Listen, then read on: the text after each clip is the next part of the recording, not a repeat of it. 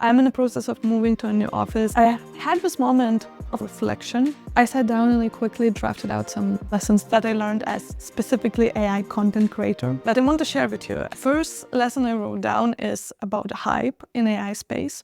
We got to the place where reporting on AI news on a weekly basis. I think it is really the job of journalists with reporting experience, with integrity, to go deeper beyond the marketing message, really do investigative journalism, and then make reports. Unfortunately, I don't have a background in that, so it always felt strange to do that. Even though I would spend hours of research, I never felt very much substance in reporting on the news. I don't see a future where AI news continuously there and people are just interested in what's going on in AI. What is the news or gossip or drama in AI space for the next 3 to 5 years? As all the trends, this one will die out as well. And I'm very aware that I missed out on a lot of channel growth and a lot of views by making this decision. It's tempting to this day, but also it never felt fun for me.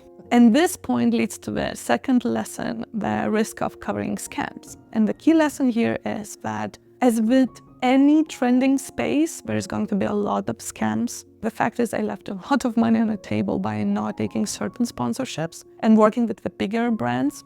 But there is a lot of interesting things going on where I love to cover without even being paid. But then again, I feel like there's always this risk of covering something which is going to end up in scam or like a big blowout black swan type of situation. And the pattern what I'm seeing is how the financial gurus and financial YouTube space, how them promoting financial products directly affect people's lives. And some of them, it's not even influencers' fault because they just didn't know, right? But they promote it, and people associate those financial scams with the person that we trusted with their dollars. Now, the new wave is AI space. And myself and people in this space are given people's trust to share companies that are interesting or we use or are reliable. But here, time will only tell. I have a sense and a feeling that there's going to be a time when one of these AI companies is going to make a huge mistake. And then everybody, including myself, who talked about them or the specific product or the specific sponsor are going to be judged that we hyped it up.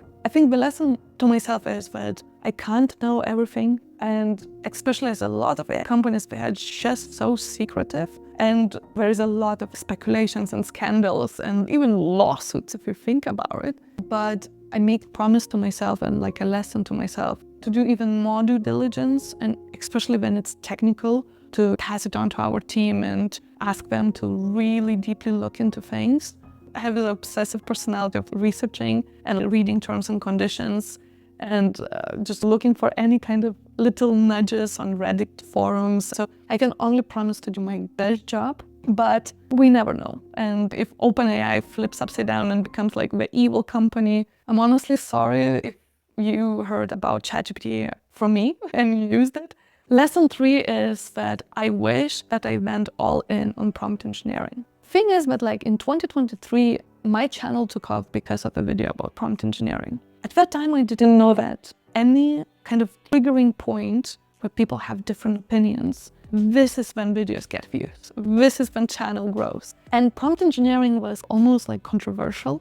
The job post that kind of went viral, the company offered over $350K for prompt engineer position. That company is Anthropic. And Anthropic invested in this field into the people who are testing AI. And they also have one of the most capable models out there. But not only that, their research in understanding how these models work is probably one of the most advanced. For me personally, prompt engineering has been so fun. And we developed courses who are the best rated courses on Uplimit. And the feedback that we got, the team that we built, like the prompt engineers that we work, incredible, top talent. And I stopped making videos about prompt engineering specifically. And going forward, I want to look back to that and actually go much deeper into prompt engineering without making it super technical. And because again, it was so hyped up, and also in the media and people that, oh, one prompt to get a book. It's so easy to prompt. It doesn't matter what type of opinion you have, like I heard it all.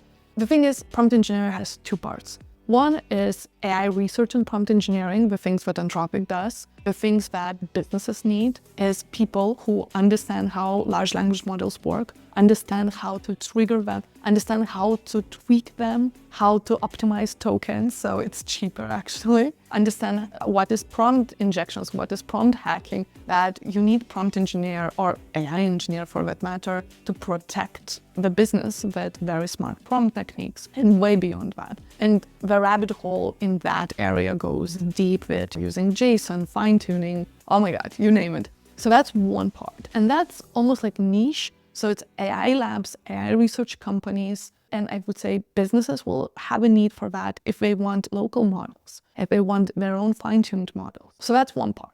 Our part is 99% of people who are just users. And the fact is that it's going to be easier to prompt and use large language models because those models are going to be optimized by those advanced prompt engineers. The fact remains, basic fundamentals of how large language models work and how prompting works, you understand that you can tweak the answers that you get. Your results are going to be just better. So if you want to use large language models for your professional work and to improve the quality of output, knowing prompt engineering is not going to hurt you. You're going to just benefit from that. So this is what my take is, and I want to focus on taking everything I know from advanced work in prompt engineering that we do and bring that to the non-technical people so that majority of people could have that 10%, 20% advantage in a workspace, in their creative output. So that's something going forward that I definitely want to focus on. And prompt engineering just got way more interesting. I'm going to put it out there that as long as we use text input to communicate with large language models, prompting is going to be relevant in one or another form. The moment we are controlling large language models some other way, that's going to change. But for now, and my guess would be next 3, 5, gosh, for majority of people, 10 years maybe, I think that's the way that things are going to unfold. Okay, so the lesson 4 is the promise of AI. We are doing like our agency positioning workshop because in 2023 we took any job we could and demand was huge. We want to narrow down and really focus. When we were doing workshop with the team, the thing is that AI or large language model promise, like a key value proposition, is efficiency and productivity. And all the magic things, inflated promises, are part of that. But if you really boil it down and use this technology where it is the best, I think you can really benefit a lot. My lesson here is to focus more on practical applications that increase your efficiency, increase your productivity. It's really productivity 2.0, productivity with AI, looking inwardly. How is my productivity better or my efficiency better with AI? And I can tell you one thing, that same as software developers saying that, yeah, I can code faster, I can do this better, and I can figure out problems better than using AI and then solving the problems and really trying to make it work for me. In my past life, I worked as an architect. So when I wanted to make interior of a space, I was like, okay, let's use AI. How AI is impacted the architecture space, because it's the domain that I really well know. And I was looking for how to turn 2D drawing of a floor plan into 3D.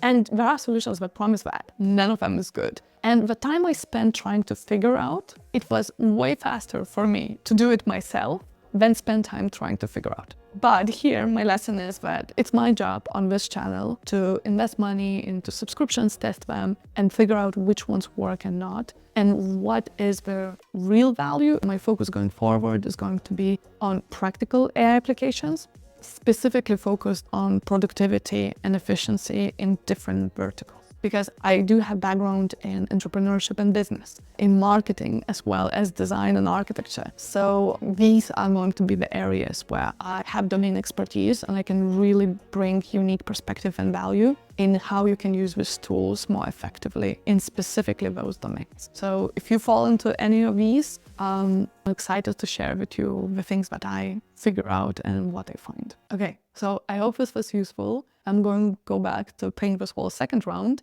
So thank you for watching this blabbery video. I really appreciate you and thank you for joining me on this journey.